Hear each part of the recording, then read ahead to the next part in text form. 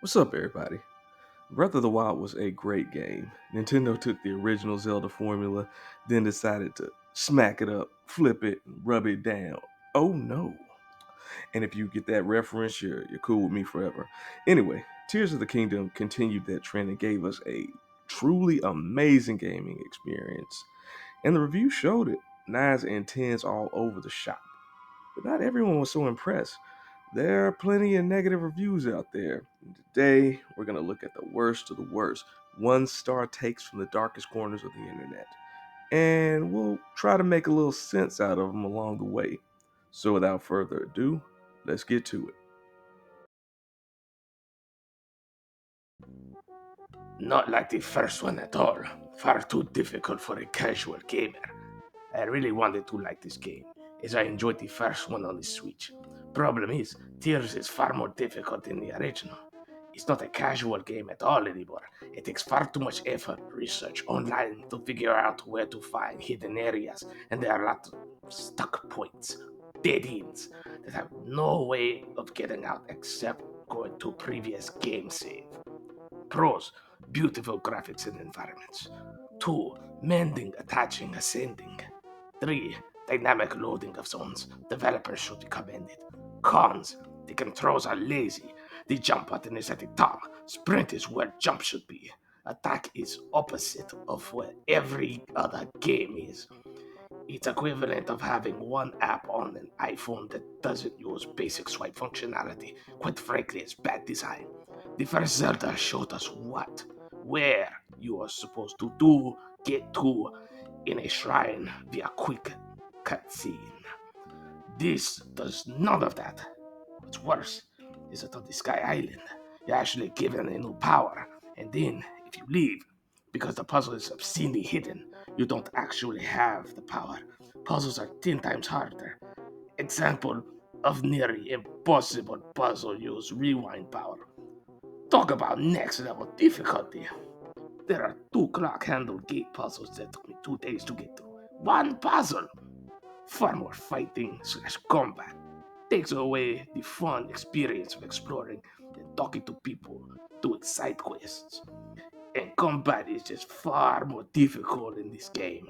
The first robot trying to train you is just hard slash horrible for a first tutorial. Sky Island, first zone, is just overall at a ridiculously high level of difficulty. I got so disappointed. Too much running around and in areas slash or falling that I abandoned the game for several weeks and eventually came back. I had to watch several YouTube videos to figure out where the fourth shrine entrance was in a dark cave. Once I finally made it to the ground, the first shrine combat with the robot was so difficult. I finally just walked away from the game and sold it to a friend for $25. I see other reviews loving this game, but quite honestly, it's more an expert game, not for casual player that just wants to have fun. Just overall, a disappointed experience, and I don't think I'll ever buy another Zelda title again. If you want to invest hours of online research into a game, build based on instructions from outside videos, and like learning new combat and fighting controls, this is probably for you. If you want a casual exploring game, this definitely isn't a game. And we're off to a strong start. There's so much to unpack here. First of all, I agree that Tears provides a stiffer challenge than Breath of the Wild, at least early on. But that's only because there's a lot more moving parts, new systems to learn and manage. It just requires time and effort on the part of the player, which is, I believe, a reasonable expectation. The game gives you all the tools you need to succeed early on, tools that can be used in any number of ways to tackle the game's numerous challenges. For every problem, there are at least a dozen or more solutions. Just like in Breath of the Wild, it's just up to the player to find the one that works for them. Also, hidden areas are hidden for a reason, so they won't be easy to find. This is common sense. As far as stuck points go, I have no idea what this author is talking about. Why would you have to reload a previous save when Link can literally teleport to a different location if he comes to a dead end? Someone please make it make sense. What the hell did you just say? The rest of the review is just the author complaining about the game's difficulty. It's as if they don't want to be challenged at all.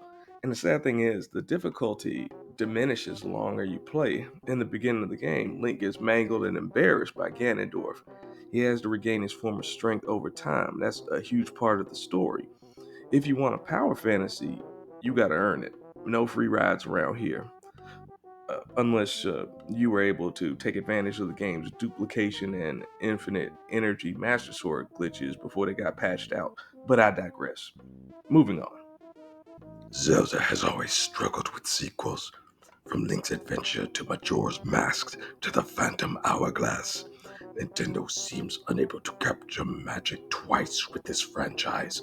Rather than the breathtaking brilliance of Breath of the Wild, the developers gave in to their worst instincts here. Overly technical gameplay, unintuitive controls, limited resources and weapons with a high difficulty curve. It's Skyward Sword all over again. A game so awful, they had to rethink the entire franchise, which it turned out was wise. I'm beginning to think that Nintendo doesn't really understand what made Breath of the Wild a joy to play, because this is not an enjoyable game.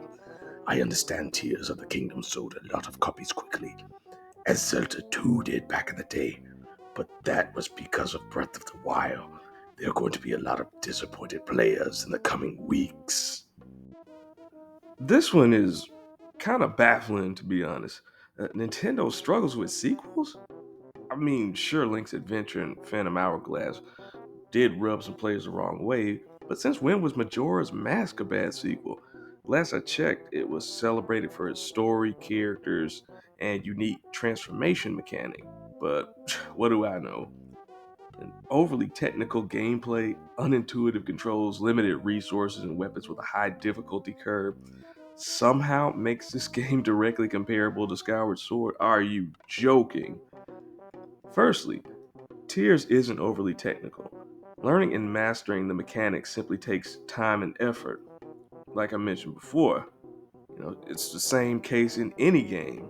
As far as the controls are concerned, I agree there should be an in-game option to remap the buttons, but you eventually get used to the control scheme, and most importantly, the controls are compatible with a traditional controller. So the Skyward Sword comparison makes even less sense. Then there's the apparent lack of weapons and resources, uh, which the game throws at you by the ton at every turn. So that point is just a straight up lie. And we already touched on the difficulty curve earlier, so there's no point in revisiting it. Let's continue. This game is empty and boring. Yeah, Nintendo gave us a huge world to explore, but it means nothing when it's empty and all looks the same. There's nothing to really interact with, nothing that makes exploring worthwhile. They don't really guide you where to go or what to do, so you're wandering around endlessly and getting one shot by everything. Breath of the Wild and Tears of the Kingdom are simply bad games, and I will stop buying Zelda games if this is the format they're gonna continue with. Do better, Nintendo. I wish you would have learned from Elden Ring that bigger isn't better if you're recycling content and minimizing interaction. Did this author remember to actually turn on the Switch before writing this review, or did they accidentally pirate a copy of Desert Bus? The game has numerous biomes, man, not limited to jungles, deserts, forests, caves, plains, factories, towns, snowy mountains, sky islands, etc. And each one has tons of enemies, puzzles, items, and NPCs to interact with. That's not enough? Then there's this alleged lack of handholding, despite the fact that quest markers and journal entries literally point you in the right direction. The only wandering that occurs is when you ignore the main quest and then go exploring, which is arguably one of the best aspects of the game. Sure, you occasionally run across enemies you're not properly equipped to handle and get annihilated, but every defeat is a lesson. It shows you which enemies to engage and which ones to avoid for the time being until you're strong enough to challenge them properly. I swear, y'all, the more I read, the less sense these reviews make. But we're troopers, so we're gonna soldier on. So, let's do it. This game is ridiculously tedious. If you're looking for a real Zelda game, it's not this one. The puzzles and new abilities are extremely janky and the graphics look like a PS2 game. There's way too much random crafting in this game, and the shrines are far more tedious than in Breath of the Wild. I would also like to mention it has the same issue Breath of the Wild had with the world having very little variety in terms of scenery and enemies, and the weapons break in about 5 minutes. It seems like a game made by an indie company, not a AAA game for the biggest game company of all time. I wish I had better news, but this game was a bit of a disappointment. How exactly is it tedious? Because we go around exploring, clearing dungeons, finding weapons and items, and defeating bosses. You know, the same thing we've been doing in every Zelda game ever made. Or is the shrines the authors mention, is that the problem? The ones that provide, unique challenges that require you to think obliquely to complete? Uh, is this the tedium he or she is referring to? Who knows? I sure don't. And how about those puzzles?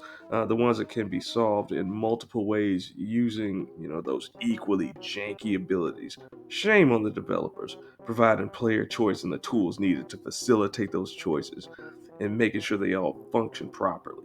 Shame, shame, shame. Shame! Shame! Shame! Also, what have you got against PS2 graphics, author? Tell me you haven't played Okami without telling me you haven't played Okami. Don't let your kids play this if demon possession scares them. This is nothing like Breath of the Wild. Don't know what the creators were thinking, hiding the horror parts of this game in the pre-release trailers. My kid was so excited, now she can't sleep at night. $60 down the drain. Rawr! Well, it's official, folks. Tears of the Kingdom has officially earned its place among the scariest games of all time. Right up there alongside the likes of Silent Hill and System Shock 2. Spooky, scary. Well, that's about all I can stand for now. If you enjoy me torturing myself with these reviews, I sincerely hope you'll consider liking and subscribing. It really helps your boy out. And if you've heard any other interesting takes on Tears of the Kingdom or have any of your own, make sure to mention them in the comments section. Thank you so much for watching, and I'll see you next time.